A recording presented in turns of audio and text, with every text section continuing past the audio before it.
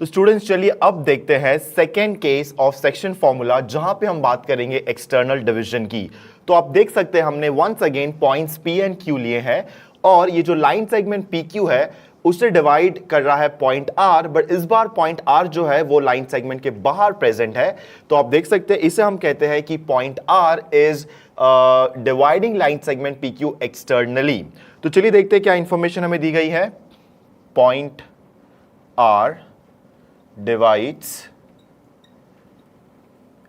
line segment PQ externally in the ratio m:n। इसका मतलब यह है कि अगर मैं रेशियो लेता हूं of length PR upon length QR, तो ये जो लेंथ की रेशियो है ये होगी m/n। यहां पे आपको एक चीज जाननी ये जरूरी है कि हमें इंडिविजुअल PR एंड QR की जो लेंथ है वो पता नहीं है, बट उनकी रेशियो पता है हमें।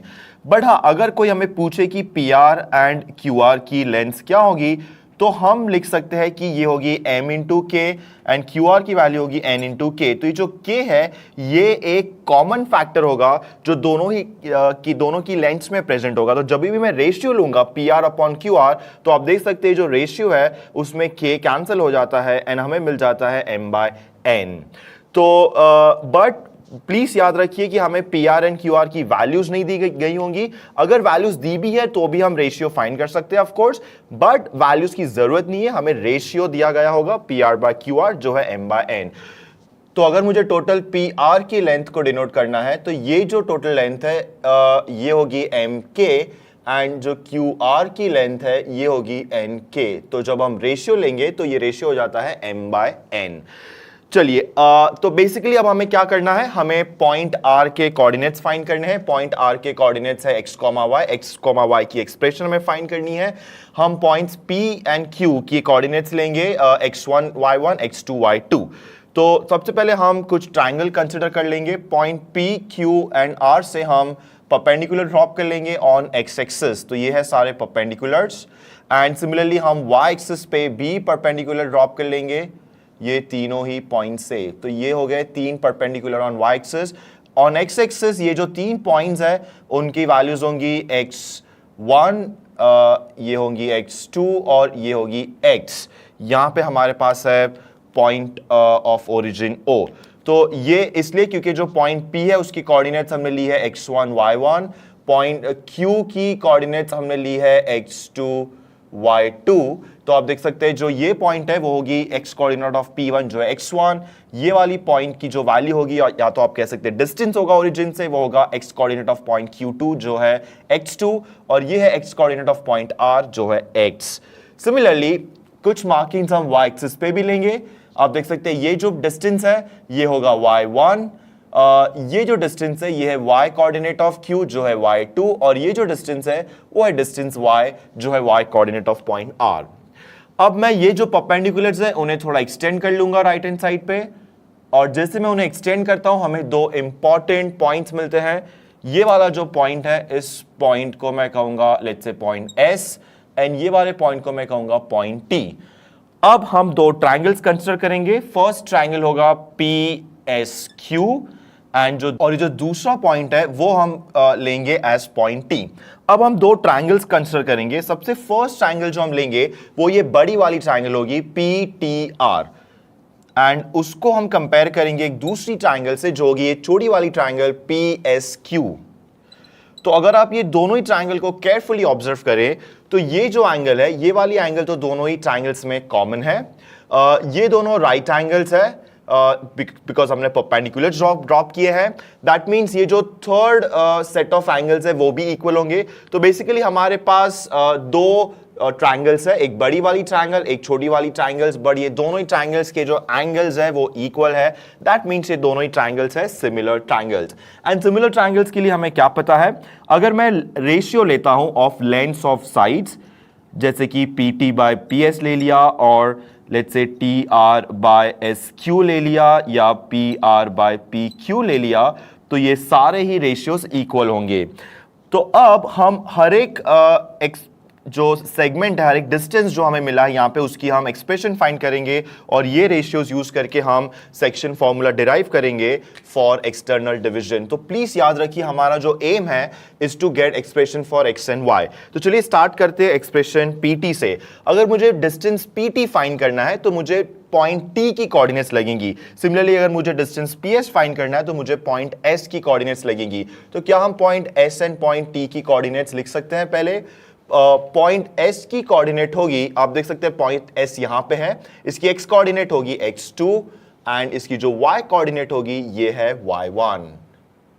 सिमिलरली जो पॉइंट T है इसकी कोऑर्डिनेट्स है, यहां पे आप देख सकते हैं x कोऑर्डिनेट x है, बट जो y कोऑर्डिनेट है वो वंस अगेन y1 है।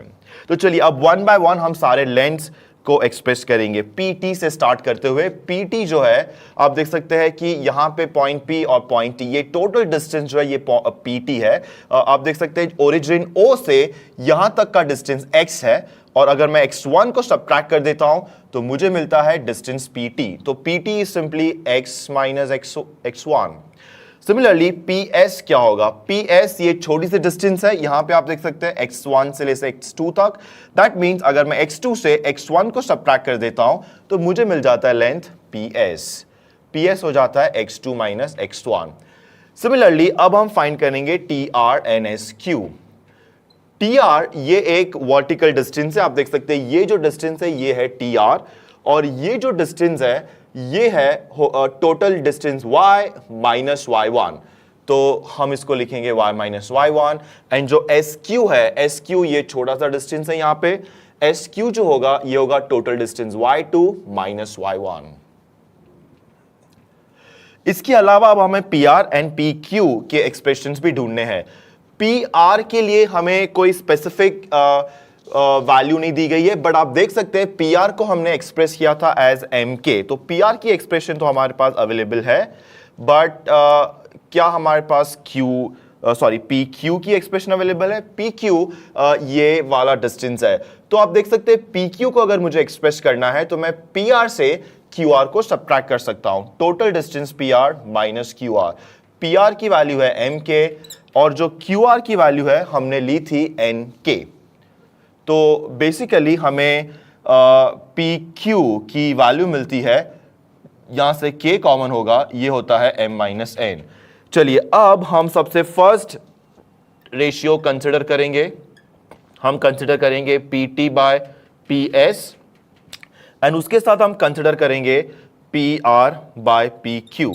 तो PT हमें क्या मिला है? PT हमें मिला है इसे मैं लिख सकता हूं x minus x1 and PS हमें मिला है x2 माइनस x1, और ये होगा इक्वल टू PR हमें मिला है MK अपॉन PQ हमें मिला है K into M minus N। और आप देख सकते हैं कि ये जो वैल्यू ऑफ K है वो कैंसिल हो जाती है फ्रॉम न्यूमरेटर एंड डिनोमिनेटर। अब हम बेसिकली हमें याद रखिए हमें फाइंड करना है x की एक्सप्रेशन को। तो यहाँ पे x अवेलेबल है, तो सबसे पहले हम क्या करेंगे, जो x2 माइनस x1 है उससे हम राइट हैंड साइड पे ले लेंगे। तो चलिए देखते हैं हमें क्या मिलता है, x minus x1 equal to m into x2 minus x1 upon m minus n। और अब हम माइनस x1 को राइट हैंड साइड पे ले लेंगे तो हमें मिलता है x इक्वल टू, यहां पे हम ब्रैकेट्स को ओपन कर लेंगे, mx2 minus mx1 upon m minus n plus x1। अब हमें इसे थोड़ा और सिंप्लीफाई करना होगा, ये हो जाता है x equal to mx2 minus mx1। अब आप देख सकते हैं कि हम m माइनस n को x1 से मल्टीप्लाई कर देंगे तो हमें मिलता है mx1 माइनस nx1 और होल डिवाइडेड बाय आ जाता है m माइनस n। तो आई होप ये पॉइंट आपको क्लियर हो गया होगा। हमने बेसिकली होल एलसीएम ले लिया है डिनोमिनेटर का m माइनस n से, और इसके लिए हमने x1 को m माइनस n से मल्टीप्लाई कर दिया है, तो जिससे हमें mx1 माइनस nx1 ये दो टर्म्स मिल जाती है। अब आप देख सकते हैं कि जो mx1 और माइनस mx1 टर्म्स है ये कैंसिल हो जाती हैं और हमें मिलता है mx2 minus nx1 upon m minus n। तो ये है एक्सप्रेशन फॉर x कोऑर्डिनेट। तो फर्स्ट एक्सप्रेशन तो हमें मिल चुकी है। अब हम y कोऑर्डिनेट की बात करेंगे, जिसके लिए हम कंसिडर करेंगे सेकेंड सेट ऑफ रेशियो जो है TR upon SQ equal to PR upon PQ। और आप देख सकते हैं TR की एक्सप्रेशन हमें मिली है y minus y1 upon SQ की एक्सप्रेशन हमें मिली है y2 माइनस y1, और ये होगा इक्वल टू PR जो है MK अपॉन PQ जो है K into M minus N। तो K को हम वंस अगेन कैंसिल कर देंगे एंड क्रॉस मल्टीप्लाई करते हुए हमें क्या मिलता है, चलिए देखते हैं। y minus y1 equal to m into y2 minus y1 upon m minus n। तो बेसिकली हमने y2 माइनस y1 को राइट हैंड साइड पे लिया है। ये होगा further equal to y equal to my2 minus my1 upon m minus n, और ये जो माइनस y1 है उसे हम राइट हैंड साइड पे लिखेंगे प्लस y1। एंड जैसे यहाँ पे हमने LCM लिया था होल डिनोमिनेटर का, यहाँ पे भी हम कुछ सिमिलर चीज करेंगे। my2 माइनस my1 प्लस हम m माइनस n को y1 से मल्टीप्लाई करेंगे तो हमें क्या मिलता है, my1 माइनस ny1 और completely divided by m minus n। So finally हमें y का एक्सप्रेशन मिल जाता है। आप देख सकते हैं कि हम माइनस m1 प्लस m1 को कैंसिल कर देंगे। सो ये बन जाता है my2 minus ny1 upon m minus n। तो ये है एक्सप्रेशन फॉर y कोऑर्डिनेट। तो आप देख सकते हैं हमें दोनों ही कोऑर्डिनेट्स मिल चुके हैं, x coordinate and y coordinate. तो अगर आप कंपेयर करोगे formulas for external division with formulas of internal division, तो इंटरनल डिवीजन में हमारे पास यहाँ पे प्लस साइन थी, बट आप देख सकते हैं एक्सटर्नल डिवीजन में हमारे पास माइनस साइन है। एंड क्योंकि माइनस साइन है हमें काफी केयरफुल रहना है। ऑर्डर जिस ऑर्डर में हम सब्ट्रैक्ट कर रहे हैं हमें उसके लिए काफी केयरफुल रहना है। हमें mx2 माइनस nx1 और my2 माइनस ny1 ये ऑर्डर को डिवाइड करना है with m minus n। So I hope students ये दोनों ही डेरिवेशंस आपको क्लियर हो चुकी हैं। प्रीवियस वीडियो में हमने डिस्कस किया था इंटरनल डिवीजन और ये वीडियो में हमने डिस्कस किया है एक्सटर्नल डिवीजन। तो चलिए अब ले लेते हैं couple of problems on this formulas.